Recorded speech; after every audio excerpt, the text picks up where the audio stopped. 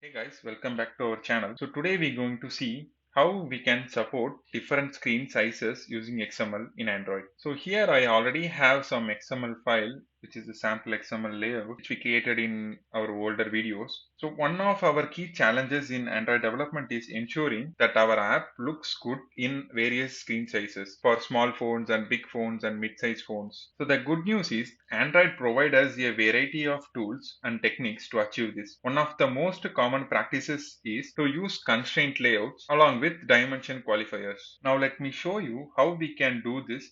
First, let's use constraints to define how our UI elements should behave relative to each other. So if you're not aware about constraint layouts, we already have a series about constraint layout. Do check out the link in the description and the card button here. We can create different XML files for different screen sizes and place them in appropriate resource directories. So for example, I am heading over to layout and just creating new layout resource file, and here we need to select maybe orientation, and this should be landscape, and the file name should be the same file name which we need to support different screens. I'm just creating. So now I'm just copying the same file here. So if you see the output, so what will happen is if the screen is portrait, this activity will be run. If the screen is landscape, this XML layout will be rendered. So if I change something to show the difference here, I'm hitting over here and adding one another text view to just tell this is landscape. I'm just quickly running the application.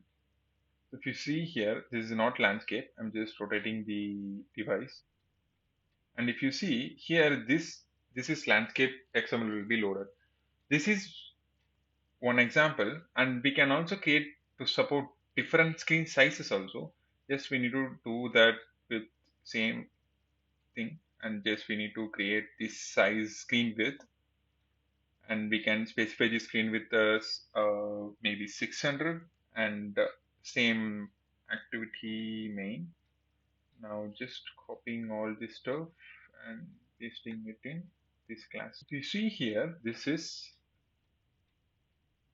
large screen. So, and I am giving the size for this 30 sp, and the button size also 40 sp. Let's quickly check how this layout showing in different screens. Click on layout validation, and if you see, and it will show if the screen width is more than 600 TB, it will use our this layout, and if it is a landscape mode, it will use this layout, and this is how it works like here. So that's it for this video, guys. So one drawback is the with using this is we are creating multiple same layouts. If we need to change anything in one layout, we need to do change in both of the layouts. So to avoid this, we can always suggest it to use constraint layout. So we already have the series of videos regarding constraint layout. Please do check out. If you have any doubts, let me know in comments. Catch up on next video. Thank you.